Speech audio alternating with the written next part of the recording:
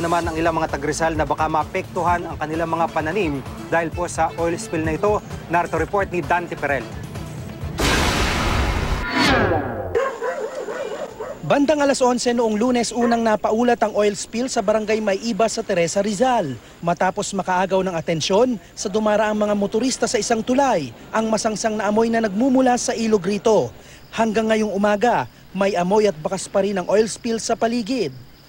Apektado nito ang ilog na sakop ng ilang barangay sa bayan ng Teresa at Morong sa Rizal.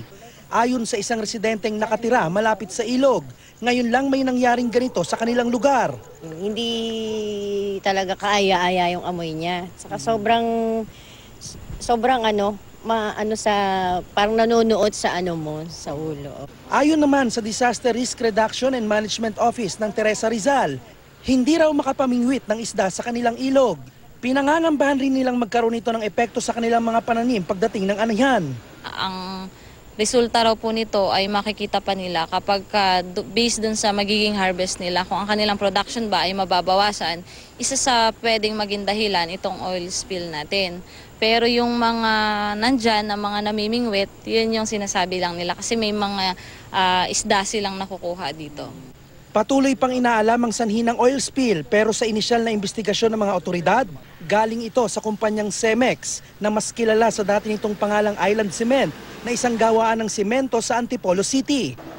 Tinatayang nasa halos 2,000 litro ang tumagas na bunker oil.